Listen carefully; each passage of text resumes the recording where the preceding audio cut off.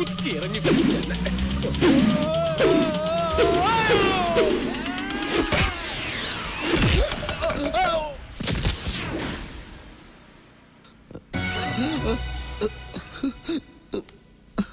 അവനെ പിടിച്ചോ? ഇല്ല സാർ. അതെങ്ങനെ? ബോധം കെട്ടുവിടാൻ സാറിനെ ഹോസ്പിറ്റലിൽ എത്തിക്കോ അതോ അവനെ പിടിക്കാൻ പോവോ? പിന്നെ താൻ തന്നെ പ്രതിയെ പിടിച്ചു എന്ന് പറഞ്ഞ എല്ലാ പത്രത്തിലും വിളിച്ചു പറഞ്ഞു എന്തിന്? അതങ്ങനെയല്ലേ സാർ. കർത്താ സാറിന്റെ നേതൃത്വത്തിൽ CI വിഘ്നേഷ് പ്രതിയെ പിടിക്കും. തന്നെ സാർ സ്ട്രെയിൻ ചെയ്യരുത്. നെഞ്ചിന്റെ സെൻട്രൽ പോയിന്റിലാ കമ്പ് കൊണ്ടത്. അതുകൊണ്ടല്ലേ സാർ നേരെ ഇങ്ങോട്ട് കൊണ്ടുവന്നത്. അവനെ പിടിക്കാൻ പറ്റിയില്ലല്ലോ. സിറ്റി മുഴുവൻ അവൻ അരിച്ചു പറക്കുന്നുണ്ട് സാർ. അവൻ നമ്മൾ വിചാരിക്കുന്ന പോലെ ഒന്നുമല്ല സാർ. അവനൊരു പഠിച്ച കള്ളനാണ്. ഏതുവരെ പഠിച്ചിട്ടുണ്ട്? അതല്ല സാർ, അവനൊരു കായംകുളം കൊച്ചുണ്ണിയാണ്. അവൻ കായംകുളം കൊച്ചുണ്ണിയാണെങ്കിൽ ഞാൻ ഇത്തിക്കര പക്കിയ. അതെനിക്കറിയാം സാർ. എടോ, മിനിസ്റ്ററുടെ പേഴ്സണൽ ഫോണിലേക്ക് വന്ന നമ്പറുകൾ ട്രേസ് ഔട്ട് ചെയ്തോ? ഉവ്വ് സാർ. 7 മണിക്ക് വിളിച്ചത് ലീഡർ KR ആണ്. 7:15 വിളിച്ചത് സിറ്റി ഹോസ്പിറ്റലിൽ നിന്നാണ്. 7:30 വിളിച്ചത് പാപ്പച്ചൻ ഗ്രൂപ്പ് MD പാപ്പച്ചനാണ്. 7:40 45 വിളിച്ചത് മിനിസ്റ്ററുടെ 2 സ്ഥിരം കക്ഷികളാണ്. അതാര്? മിനിസ്റ്ററുടെ 2 വീക്ക്നെസ്സുകൾ. അവർ ആ സമയത്ത് അവിടെ വരാനും സാധ്യതയില്ല. കാരണം അവര് അതർവൈസ് എൻഗേജ്ഡ് ആയിരുന്നു. Somewhere else with some other persons. അതൊക്കെ സാറിനോട് പറയാൻ എനിക്ക്. ഓ, എന്തൊരു വെയില. പമ്പെന്ന് ഇറങ്ങാൻ 10 മിനിറ്റ് താമസിച്ചു മുതലാളി.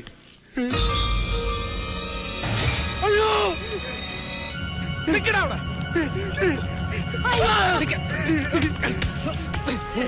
എന്നെ ഒന്നും ചെയ്യില്ല സാറേ, ഞാനൊരു തെറ്റ് ചെയ്തിട്ടില്ല. പിന്നെ നീ എന്തിനാണ് ഓടിയത്? പേടിച്ചിട്ടാ. മന്ത്രിയെ കൊന്ന് ഞാനാണെന്ന് പറഞ്ഞ് പോലീസ് തപ്പുണ്ടെന്ന് പറഞ്ഞു.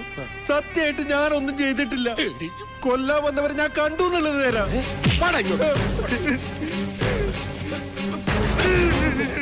പുതിയൊരു തെളിവ് കിട്ടിയിട്ടുണ്ട് സാർ. മിനിസ്റ്റർ കൊന്നയാളെ ഇവൻ കണ്ടു. എന്താ നിന്റെ പേര്? അറുമുഖൻ. ഓ, മിനിസ്റ്ററുടെ കുക്കായിരുന്നു അറുമുഖൻ. നീ എന്തിനാ ഇവിടെ വന്നത്? ജോലി ചെയ്യുന്ന പമ്പിലെ മുതലാളി പനിയായിട്ട് കിടക്കുന്നുണ്ട്. തൊട്ടടുത്ത മുറി മാറി കയറിയതാ. നടേശൻ മിനിസ്റ്ററെ കൊല്ലാൻ വന്നവരെ നീ എങ്ങനെയാ കണ്ടത്? അത് ഇവനെ വിശ്വസിക്കരുത് സാർ. ഇവന്റെ സംസാരം കേട്ടിട്ട് ഇവനും കൊലപാതകത്തിൽ പങ്കുണ്ട്. ഇല്ല സാർ, മിനിസ്റ്റർ മരിക്കുന്നതിന് 2 ദിവസം മുമ്പ് എന്റെ കരണക്കുറ്റിക്ക് അടിച്ച അവിടുന്ന് ജോലിന്ന് പുറത്താക്കിയത്. പെങ്ങടെ കല്യാണത്തിന് കുറച്ച് കാശ് കടം ചോദിച്ചു എന്നല്ലാതെ മറ്റൊരു തെറ്റ് ഞാൻ ചെയ്തിട്ടില്ല. മിനിസ്റ്റർ മരിച്ചന്ന് രാത്രി അങ്ങോട്ട് കാറ് പോകുന്ന കണ്ടു. മുഖത്ത് നോക്കി 2 വർത്താനം ചോദിക്കാൻ ചേട്ടാ ഞാൻ അങ്ങോട്ട് കയറി ചെന്നത്. എന്നിട്ട് അപ്പോ പെട്ടിക്കടയുടെ മുന്നില് പോലീസ് ജീപ്പ് കിടക്കുന്ന കണ്ടു. പോലീസ് ജീപ്പോ? അതെ സാർ. നീ കണ്ടോടാ? കണ്ടു സാർ. ചുമ്മാതെ കള്ളം പറഞ്ഞ ഇടിച്ചു നിന്റെ കൂമ്പിളക്കം. നീ കണ്ടോടാ? താനൊന്ന് അടങ്ങടോ, അവൻ പറയട്ടെ. അല്ല സാർ, ഇവൻ പറയുന്ന കേട്ട പോലീസുകാരാണ് ഇത് ചെയ്തതെന്ന് തോന്നും. പോലീസുകാരെന്താ ഇതിന് മോശാണ്?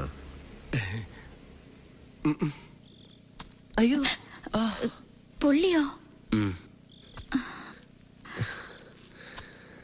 പോലീസുകാർ ഒരുപാട് തല്ലിയല്ലേ?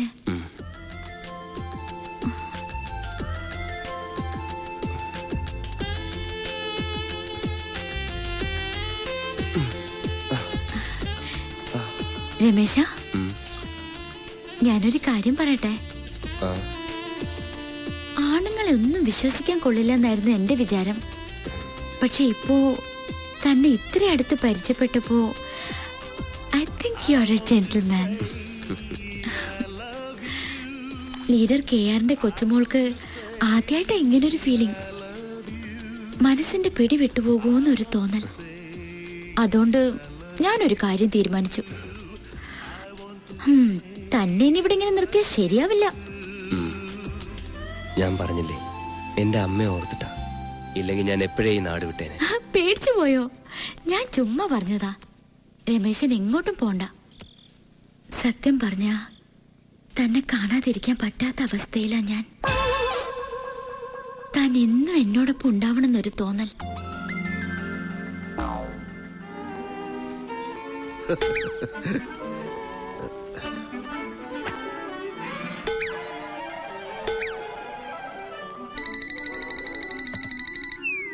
യെസ്, ഞാൻ ദിനേശനാണ്.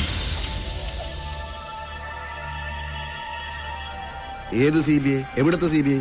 എടോ, CBIയും സേതുരാമയ്യരും ഒക്കെ സിനിമയിൽ നടക്കും. കമ്മീഷണർ കർത്തായെ പോലുള്ള ഇന്റലിജന്റ് ഓഫീസേഴ്സ് കേരള പോലീസിൽ ഉള്ളിടത്തോളം കാലം ഈ കേസിൽ ഒരു വിദേശ ശക്തിയും ഇടപെടേണ്ട ആവശ്യമില്ല. അണ്ടർസ്റ്റാൻഡ്? സാർ, പുതിയ ഹോം മിനിസ്റ്റർ വന്നിരിക്കുന്നു. ഇങ്ങോട്ട് വന്നിരിക്കുന്നു? സത്യപ്രതിജ്ഞയ്ക്ക് മുമ്പ് നടേശൻ മിനിസ്റ്ററുടെ കൊലപാതകയെ കണ്ടുപിടിക്കാമെന്ന് ഏറ്റിരുന്നതാ.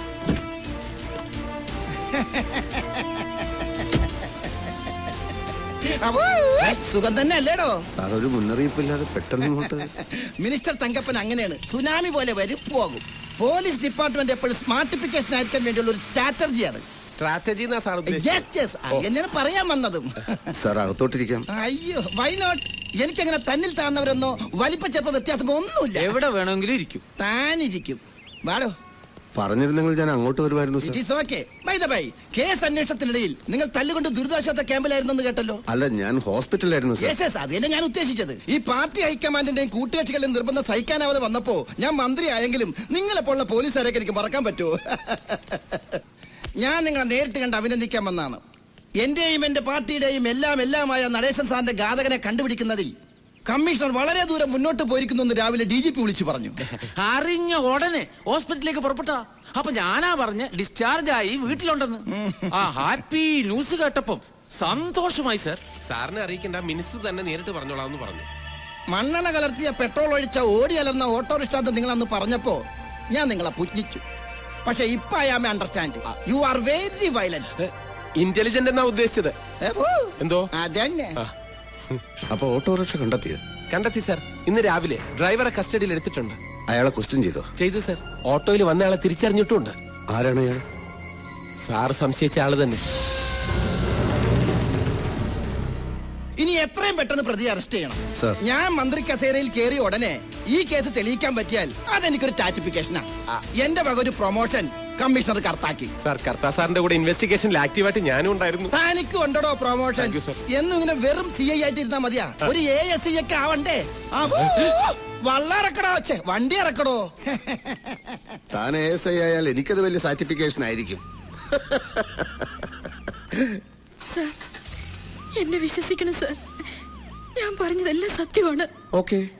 അപ്പൊ നന്ദിനി മിനിസ്റ്ററുടെ പേഴ്സണൽ ബംഗ്ലാവിൽ പോയിട്ടില്ല, അദ്ദേഹത്തെ കണ്ടിട്ടില്ല, അദ്ദേഹത്തിന്റെ കൊലപാതകവുമായി യാതൊരു ബന്ധവുമില്ല അല്ലേ?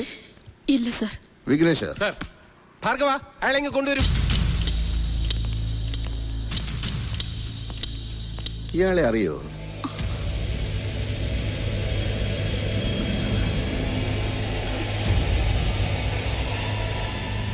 താൻ ഇവരെ അറിയോ? ഓ അറിയും സാറേ. എങ്ങനെ അറിയും? ഞങ്ങളും പത്രങ്ങളും ടിവികളും ഒക്കെ കാണുന്നവർ തന്നെ. നടേശ സാറിനെതിരെ കേസ് കൊടുത്തത് ഇവർ തന്നെയല്ലേ? അന്ന് തന്റെ ഓട്ടോയിൽ അവിടെ വന്നിറങ്ങിയത് ഇവര് തന്നെയാണെന്ന് ഉറപ്പാണോ? തന്നെ സാർ, ഞാൻ എന്റെ കണ്ണുകൾ കൊണ്ട് കണ്ടു തന്നെ. ഇവർ തന്നെ. എന്നാ താൻ പോയിക്കോ. ഓ നന്ദിനി ഇപ്പോഴെന്ത് പറയുന്നു? മര്യാദയ്ക്ക് സത്യം പറഞ്ഞില്ലെങ്കിൽ ഈ ദുർഗയെ കൊണ്ട് ഇടിപ്പിക്കും. ഇത് 98 കിലോ തൂക്കോളം. വെറുതെ 98 വിടടോ. അവർ അബദ്ധത്തിൽ ഒരു കള്ളം പറഞ്ഞു പോയി. മനുഷ്യൻ എല്ലാ സമയത്തും സത്യം പറയാൻ പറ്റുമോ? അല്ലേ നന്ദിനി? മിനിസ്റ്റർക്കെതിരെ കൊടുത്ത അപകീർത്തി കേസിന്റെ പരാജയം, കോളേജിൽ വെച്ചുള്ള മിനിസ്റ്ററുടെ ആക്ഷേപ പ്രസംഗം, മകനെ കയ്യിൽ കിട്ടിയാൽ കൊന്നുകളയുമോ എന്നുള്ള ഭയം, ഇങ്ങനെയുള്ളൊരു മാനസികാവസ്ഥയിൽ ഏതൊരാളും കൊലപാതകയായി പോകാം. ദാറ്റ് ഈസ് ക്വൈറ്റ് നാച്ചുറൽ അല്ലേ നന്ദിനി? ഇല്ല സർ, ഞാൻ ആരെയും കൊന്നിട്ടില്ല. പിന്നെ നിങ്ങൾ എന്തൊരു ഗസ്റ്റ് ഹൗസിൽ പോയി? സംഭവം നടന്ന ദിവസം 7:15 സിറ്റി ഹോസ്പിറ്റലിൽ നിന്ന് നിങ്ങൾ മിനിസ്റ്ററുടെ സെൽഫോണിൽ വിളിച്ചിരുന്നു. വേണ്ട നന്ദിനി, കള്ളം പറഞ്ഞ് അധിക നേരം പിടിച്ചു നിൽക്കാമെന്ന് വ്യാമോഹിക്കേണ്ട. എന്തിനാണ് നിങ്ങൾ മിനിസ്റ്ററെ വിളിച്ചത്? മറ്റൊരു വഴി ഇല്ലാഞ്ഞിട്ട്. ഞാനൊരു വഴി പറയാം.